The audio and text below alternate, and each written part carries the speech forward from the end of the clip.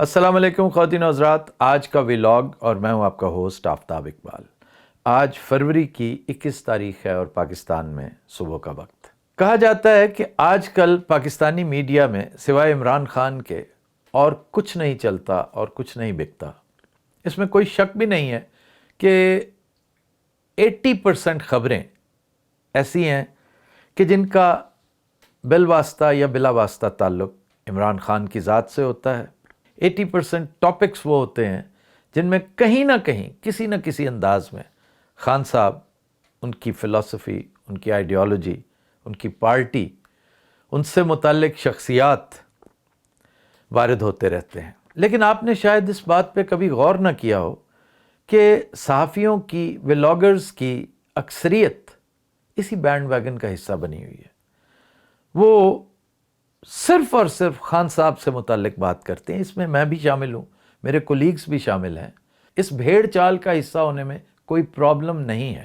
Problem اس میں ہے کہ کبھی کسی نے یہ نہیں سوچا کہ عمران خان کو شامل گفتگو رکھتے ہوئے بھی ہم بجائے فروئی باتیں کرنے کے حقیقی موضوعات کی طرف کیوں نہیں جاتے۔ حقیقی موضوعات اس سے بہت مختلف اور بڑے سنگین ہیں۔ ہماری بحث، ہماری گفتگو زیادہ سے زیادہ چند شخصیات کے گرد گھومتی ہے۔ جنرل عاصم منیر کا تذکرہ، نواز شریف کا، مریم صفدر کا، بلاول زرداری کا۔ یہ کیا موضوعات ہیں؟ یہ ونس ان اے وائل تو چلو ٹھیک ہے، ادروائز یقین کیجئے ان پر گفتگو وقت کا ضیاع ہے۔ البتہ چونکہ جنرل عاصم منیر ایک کلیدی پوزیشن کے حامل ہیں، ان کا حقیقی موضوعات میں شامل ہونا بھی بنتا ہے، کیونکہ جب حقیقی موضوعات ڈسکس ہوں گے، جب بھی ہوئے وہ اس میں اہم پوزیشن کے حامل ہوں گے۔ لیکن یہ جو دوسرے ہیں نا، ان کے بارے میں ہمیشہ کہتا ہوں، ان کا تذکرہ صرف آپ کو فٹ نوٹس میں ملے گا، ہماری بلیک بکس میں ملے گا۔ تاریخ کی وہ سیاہ اوراق جن میں خاص لوگوں کی فہرست مرتب ہوگی۔ جس طرح معمار ہوتے ہیں نا قوم کے، اسی طرح قوم و ملت کو مسمار کرنے والوں کی بھی ایک فہرست ہوگی۔ یہ سب اس میں شامل ہوں گے، انشاءاللہ ضرور ہوں گے۔ ہم بھی جاتے جاتے ضرور کریں گے، اور ہمارے بعد والے مورخین بھی کما حقہ ان کے ساتھ انصاف کریں گے۔ یہ سب ہماری قومی تاریخ کے، ہماری نیشنل ڈائریکٹری کے رانگ نمبرز ہیں۔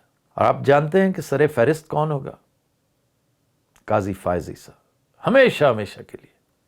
زرداری، نواز شریف، خواجہ آصف، مریم صفدر، بلاول، حتیٰ کہ واوڈا، یہ سب بعد میں آئیں گے، اور اس کی وجوہات میں پہلے بھی کئی دفعہ ڈسکس کر چکا ہوں، پھر کرتا رہوں گا حسب توفیق۔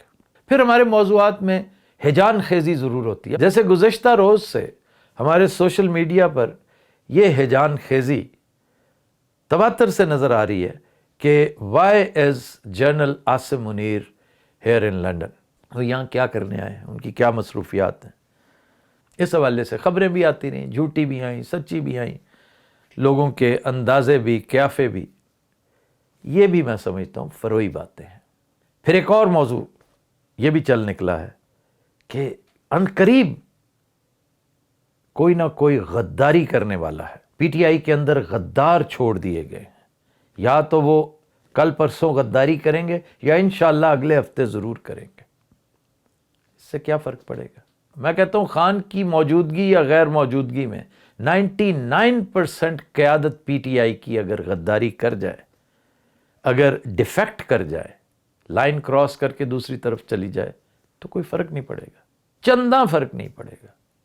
اس لیے کہ یہ پارٹی تب تک ہے جب تک خان اور اس کا فلسفہ زندہ ہے، اور ناگزیر کوئی بھی نہیں ہوتا۔ اللہ خان کی عمر دراز کرے۔ اگر اللہ تعالیٰ نے خان کا کوئی تگڑا جانشین پیدا کر دیا تو کوئی زیادہ فرق نہیں پڑے گا۔ اس کی فلسفی، اس کے نظریات زندہ رہنے چاہیے، اس کی قربانی، اس کا ایثار، اس کا حوصلہ، اس کا عزم، اس کی استقامت، یہ زندہ رہنی چاہیے، اور یہ ہمیشہ زندہ رہے گی انشاءاللہ۔ لگے ہاتھوں ایک اور فروئی موضوع، یہ بھی تھوڑا سا ذکر سنتے جائیے کہ ہمارے مسائل کو دیکھنے کے باوجود، ہماری کسمہ پرسی، ہماری پلائٹ پاکستانی عوام کی دیکھنے کے باوجود امریکہ ٹس سے مس کیوں نہیں ہو رہا؟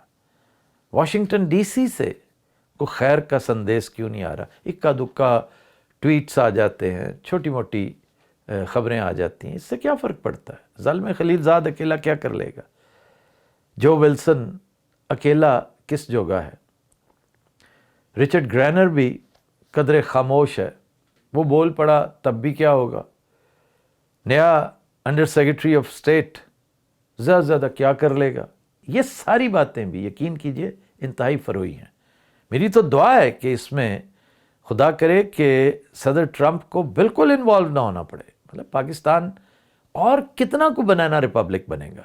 اب آئیے اصل موضوع کی طرف۔ میں نے بہت کم سنا ہے میرا، اور یہ بھی میں وزاداری سے کام لے رہا ہوں، ہاتھ ہولہ رکھتے ہوئے کہہ رہا ہوں، میں نے آج تک کسی کے منہ سے یہ نہیں سنا کہ ہمارا اصل پرابلم کیا ہے، اصل ایشو ہماری زندگی میں، بلکہ ہماری قومی زندگی میں اس وقت ہے کیا۔ اصل ایشو خواتین و حضرات یہ ہے کہ تبدیلی آ رہی ہے، وہ تو ناگزیر ہے، اس میں تو کوئی شک والی بات ہی نہیں ہے۔ اگر کوئی کہتا ہے کہ تبدیلی نہیں آ رہی، سٹیٹس کو اسی طرح جاری رہے گا، تو وہ بے وقوف ہے، وہ احمقوں کی جنت میں رہتا ہے۔ اس لیے اس کا تذکرہ ہی چھوڑے۔ تبدیلی آ ضرور رہی ہے، لیکن کس میں؟ حکومت تبدیل ہو رہی ہے، چند چہرے تبدیل ہونے سے کوئی تبدیلی نہیں آئے گی، حتیٰ کہ انتہائی اہم چہرے بھی تبدیل، انتہائی اہم، and you know what I mean, انتہائی اہم چہرے بھی اگر آج تبدیل ہو جائیں تو وہ بھی کوئی تبدیلی نہیں ہے۔ دوسری تبدیلی ہے نظام کی تبدیلی۔ نظام اگر تبدیل ہوتا ہے تو اس کے اثرات دور رس ہوں گے، دیر پا ہوں گے، اور اصل تبدیلی یہی ہے۔ اگر رب کریم نے پاکستان کی خوش قسمتی لکھ دی ہے تو پھر تبدیلی حکومت کی یا چہروں کی نہیں ہوگی، پھر تبدیلی نظام کی ہوگی۔ اور میں ہمیشہ گزارش کرتا ہوں کہ یہ نظام بہر صورت کرمبل کرتا نظر آتا ہے، نہ جانے کیوں، یا پھر میرے کان بج رہے ہیں کہ مجھے اس کی تڑتڑاہٹ سنائی دے رہی ہے کہ جب کوئی سٹرکچر ٹوٹنے والا ہو، گرنے والا ہو، میں نظام کی بات کر رہا ہوں، صرف نظام کی، اسٹیٹ کی بات نہیں کر رہا، تو آواز آتی ہے، پتھر اینٹ اور لکڑی چٹکنے کی آواز آتی ہے، اس طرح عمارتیں گرتی ہیں۔ پھر اسی روا روی میں ایک اور ضمنی سوال بھی ڈسکس کرتے جائیں کہ خان باہر آ رہا ہے کہ نہیں۔ خان جب چاہے باہر آ سکتا ہے، اور یہ میں آلموسٹ ہر دوسرے تیسرے دن کہتا ہوں، اور آپ مجھ سے زیادہ جانتے ہیں کہ باہر نکلنے کی چابی خان کی جیب میں ہے۔ میں کئی دفعہ یہ فکرہ استعمال کر چکا ہوں، اور ایک دن آئے گا یہ کلیشے بن جائے گا کہ وہ چابی، وہ کلید خان کی جیب میں ہے، تو کسی اور کی جیب میں نہیں ہے۔ وہ خارجی قوتوں نہیں، اندرونی قوتوں کی، اور اندرونی سے مراد سیل کے اندر، جیل کے اندر جو قوت ہے، اور وہ قوت صرف اور صرف عمران کی ہے۔ عمران اگر کمپرومائز کرنے پر تیار ہو گیا، بھلے سے اتنا ہی کیوں نہ ہو، تو وہ باہر آ جائے گا۔ آج سے کچھ عرصہ پہلے تک عمران اتنا سا کمپرومائز کرنے کے لیے تیار ہو چکا تھا، ان بے وقوفوں نے وہ موقع ضائع کر دیا۔ یہ 26 نومبر سے پہلے کی بات ہے۔ اس سے کیا ثابت ہوتا ہے؟ نوشتہ دیوار آپ کو نظر نہیں آ رہا؟ خان کو نظر آ چکا ہے، وہ اسے پڑھ بھی چکا ہے اور روز پڑھتا ہے۔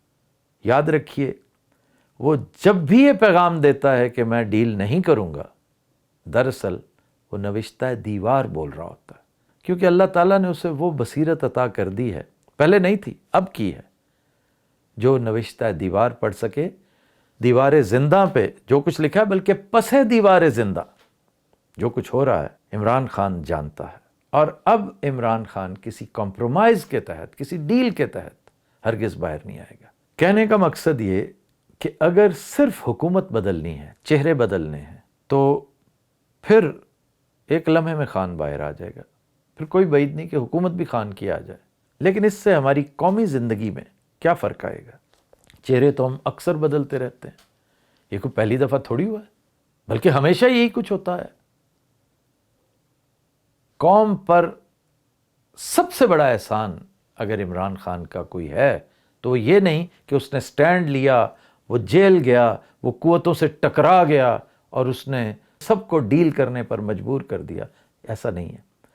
عمران خان کا سب سے بڑا احسان اس قوم پر یہ ہے کہ اس نے اس بات کا تہیہ کر رکھا ہے کہ اب اگر تبدیلی آئی تو نظام میں آئے گی، چہروں میں نہیں. اور اس کا مطلب آپ سمجھتے ہیں؟ اس کا مطلب ہے کہ خان جلدی جیل سے باہر نہیں آئے گا. آپ کو ذہنی طور پر اس کے لیے تیار رہنا چاہیے. پھر سوال یہ پیدا ہوتا ہے کہ خان باہر کب آئے گا؟ جب تک نظام تبدیل نہیں ہوتا خان جیل میں رہے گا، تا وقتے کہ کوئی بہت بڑا واقعہ ہو جائے اور اس واقعے کی بنا پر یہ نظام گھٹنے ٹیک دے. گھٹنے ٹیکنا مقصد ہے، کمپرومائز کرنا نہیں، ڈیل کرنا نہیں، صلح صفائی کرنا نہیں. اور اس دفعہ جب یہ نظام کرمبل کرنے لگے گا تو پھر صرف پاکستان کھپے کافی نہیں ہوگا، پھر اس سے بہت آگے کی بات ہوگی. تب عین ممکن ہے، ہو سکتا ہے اللہ مہربانی کر دے کہ وہ قوتیں جو میٹر کرتی ہیں، جن میں انتہائی محب وطن بھی شامل ہیں، وہ بھی اسی طرح نوشتہ دیوار پڑھنے لگے. تب خان باہر آ جائے گا. لیکن اس کے امکانات بھی کم ہیں، کیونکہ نوشتہ دیوار پڑھنے کے لیے بصارت ہی نہیں، بصیرت بھی چاہیے، اور یہ بہت عام نہیں ہے. یہ اللہ تعالیٰ نے بڑے حساب کتاب سے تقسیم کر رکھی ہے. پھر ایک اور چیز ذہن میں رکھنے کی ضرورت ہے. یہ ہو سکتا ہے یہ باتیں آپ کو تھوڑی مایوس کن لگیں، لیکن ولاگ سننے کے بعد غور ضرور کیجیے گا. ایک ایک لفظ، بلکہ ایک ایک حرف آپ کی آئندہ نسلوں کی خوشحالی کا پروانہ ہے. اللہ کرے ایسا ہو جائے، بھلے سے کتنی ہی بڑی قربانی کیوں نہ دینی پڑے. اگر یہ نظام تبدیل ہو گیا تو پھر پاکستان کو کوئی روک نہیں سکے گا، اور یہ مشیت ازدی ہوگی، کیونکہ یہ سارا کچھ اللہ کی مشیت سے ہوگا. اس کا مطلب ہے اللہ نے پاکستان کے، پاکستانیوں کے گناہ اور جرائم معاف کر دیے ہیں، کیونکہ یہ نظام چینج ہو رہا ہے. بھئی آپ کا سب سے بڑا دشمن، وہ اژدہا جس نے آپ کو اپنی لپیٹ میں لے رکھا ہے، وہ یہ نظام ہے. وہ کوئی فرد واحد نہیں ہے، وہ کوئی ایک ادارہ نہیں ہے، نظام ہی ایسا ہے. ہمیں ترکے میں یہ نظام ایسا ملا، ورثے میں یہ نظام ایسا ملا. یہ سب کچھ لکھا تھا، ہمیں مل گیا، اور ہم غافل تھے، بے وقوف تھے، ہمیں سمجھ ہی نہیں آئی.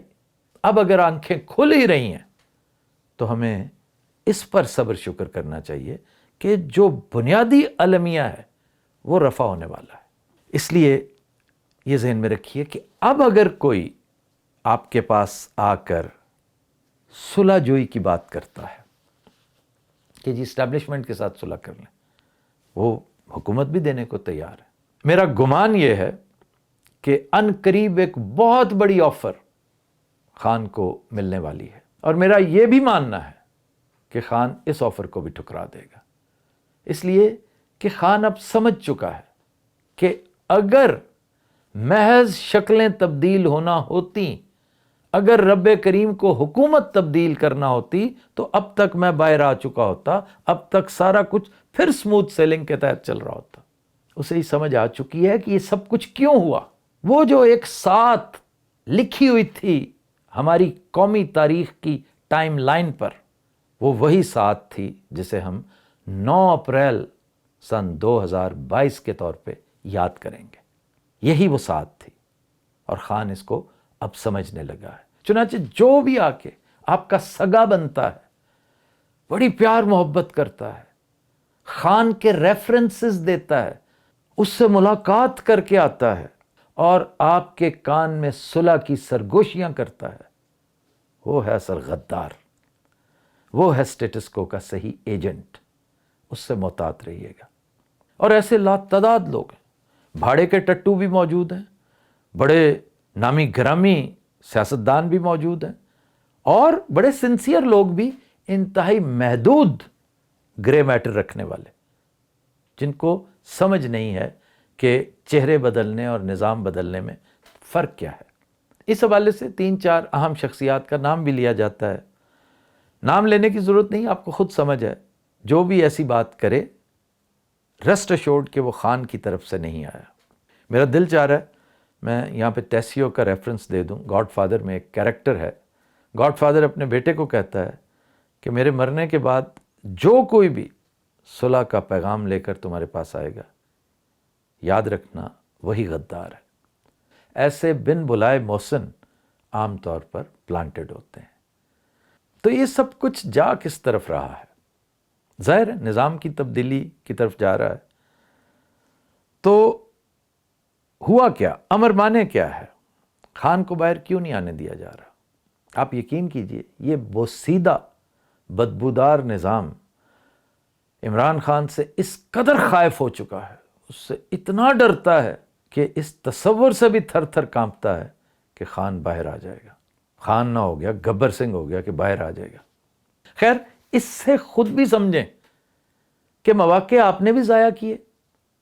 خان جب اس کے لیے تیار تھا، آپ تیار نہیں تھے، آب و ہوا موزوں نہیں تھی، انٹرنیشنل کنٹمپریری انوائرمنٹ فیوریبل نہیں تھی، اور وہی بوڑھی بدروح وائٹ ہاؤس میں بھی بیٹھی تھی، وہاں سے بھی کوئی ٹویٹ شویٹ نہیں آیا کرتی تھی۔ ٹویٹس کا اور کوئی فائدہ ہو نہ ہو، ایک فریشنس تو آئی ہے نا، ایک دوسری تھنکنگ تو آئی ہے نا۔ پہلے تو کسی کے کان پر جوں تک نہیں رینگتی تھی۔ بہرحال اب سٹیٹس کو کے ایجنٹ بہر صورت یہی چاہیں گے کہ اور کچھ ہو نہ ہو، خان ہمیشہ ہمیشہ کے لیے پابند سلاسل رہے، اس قوم کو ہم روک لیں گے۔ وہ فرد واحد ہے جو ہم سے روکا نہیں گیا۔ واقعی وہ آپ سے نہ روکا گیا ہے نہ روکا جائے گا، کیونکہ وہ بگ ٹٹ گھوڑا ہے اور آپ کی اوقات نہیں ہے، آپ کی بساط نہیں کہ آپ اس کو روک سکتے۔ تو آپ اسی خوش خیالی میں رہیں گے کہ چلیں وہ جیل کی سلاخوں کے پیچھے پڑا سڑتا رہے، لوگ ٹوٹ پھوٹ کا شکار رہیں، نئی قیادت سر اٹھاتی رہے، فارورڈ بلاکس بنتے رہے۔ Forward blocks?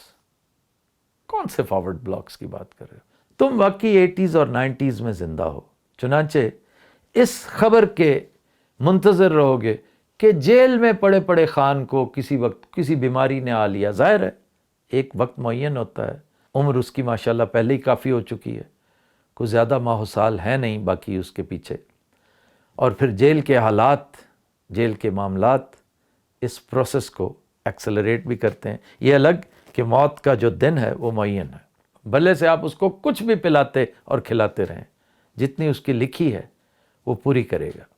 آپ اس امید پر قائم رہیں گے کہ وہ جیل سے ہی ریلت کر جائے اور صحیح و سالم باہر نہ آئے۔ اب اس خشک سی، لرزہ خیز سی، ڈپریسنگ سی بحث کو کنکلوڈ کرتے ہوئے ان عوامل کو بھی ڈسکس کر لیتے ہیں۔ کیا فیکٹرز ہوں گے جو نظام کی تبدیلی کو ایکسلریٹ کریں گے، اس پیس کو ایکسلریٹ کریں گے جن کے تحت تبدیلی آئے گی؟ اس میں سر فہرست ہے جنگ۔ عام طور پر جب انقلاب آتے ہیں، نظام بدلتے ہیں اور حکمران بہت مضبوط ہوں، تمام ادارے ان کے زیر نگیں ہوں، خصوصاً عدلیہ، thanks again to that chief justice. فی الحال میں اس چیف جسٹس کی بات کر رہا ہوں، موجودہ چیف جسٹس پہ کسی دن گفتگو کریں گے، اور اس کی وجوہات ہیں کہ وہ سیپریٹلی کرنی پڑے گی گفتگو۔ ایدی امین کی مثال بڑی اہم ہے، بہت تگڑا تھا، وہ بہت طاقتور تھا۔ اس کی بدنصیبی کہ اس نے خام خواہ نیبرنگ کنٹری کے ساتھ پنگا لے لیا۔ تنزانیہ کی فوج اس کے اوپر چڑھ دوڑی، حالانکہ یوگنڈا بہت طاقتور تھا، تنزانیہ اس کے مقابلے میں کوئی تگڑی قوت تھی نہیں، لیکن جو چیز اس نے پریمپٹ نہیں کی تھی، اینٹیسپیٹ نہیں کی تھی، کہ جو ہی تنزانیہ کی فوج اس پر چڑھ دوڑی، اس کی آدھی سے زیادہ فوج اس کے ساتھ مل جائے گی۔ تو اس بدنام زمانہ ڈکٹیٹر ایدی امین نے اپنا آخری وقت پھر جدے میں گزارا۔ دوسرا فیکٹر ہے معیشت۔ آپ ڈیفالٹ کے دھانے پر ہیں، اس میں کوئی شک نہیں، اور ان اے وے ڈیفالٹ کر چکے ہیں۔ تو جب ریسیشن حد سے تجاوز کرے گی، جب انفلیشن بڑھ جائے گی اس سے بھی زیادہ، تو پھر خانہ جنگی سے آپ کو کوئی نہیں روک سکے گا، پھر جرائم حد سے تجاوز کر جائیں گے، پھر ہماری سٹریٹس میدان کارزار کا نقشہ پیش کریں گے۔ یہ بھی ایکسلریٹ کرے گا اس پیس کو جس کے تحت نظام نے کرمبل کرنا ہے۔ پھر تیسرا فیکٹر، یہ سب کے سب یکجا ہو کر آ جائیں۔ اس کو ایک فیکٹر کے طور پر ڈسکس کریں کہ بینکرپسی بھی ہو جائے، خانہ جنگی بھی شروع ہو جائے، ہمارے بارڈرز پر بھی کوئی بڑا پیار و محبت نہیں ہو رہا، کوئی معاملہ یہ بھی ایگراویٹ ہو جائے، تو یہ بھی نظام کی تبدیلی. اب اس سے کچھ بھی ہو سکتا ہے. کہنے والے آخری حد تک جائیں گے کہ جی پھر نظام کیا رہا، پھر تو اسٹیٹ ہی نہیں رہنی، پھر تو یہ بھی نہیں رہنی اور وہ بھی نہیں رہنا. یہاں پر غلطی مت کیجیے گا. یہ میرا مخاطب وہ ہیں جو اس وقت چھائی لگا کر بیٹھے ہوئے ہیں پاکستان پر. میں ان گدھوں سے یہ گزارش کرنے لگا ہوں کہ یہ سارا کچھ اگر آپ کے حوالے کرنا ہوتا تو پاکستان نے اپنے ہاتھوں سے تباہی کے بڑے بڑے شاندار موقع گنوائے ہوئے ہیں. پاکستان کب کا تباہ ہو چکا ہوتا اگر ان ولچرز کو، ان ولفز کو اور ان سکیونجرز کو کھل کھیلنے کا موقع دیا جانا ہوتا. ایسا نہیں ہے. اب آپ شاید کہیں کہ میں جذباتی بات کرنے لگا ہوں. میں جتنی باتیں اب تک کی ہیں ان میں سے ایک بھی جذباتی ہے، بلکہ میں تو آج جو کچھ کر رہا ہوں وہ اینٹی جذبات ہے. آخری بات اور زیادہ لرزہ خیز ہے، ابھی میں ادھر گیا نہیں ہوں. میں کوئی جذباتی بات نہیں کر رہا، ایمان کی بات کر رہا ہوں.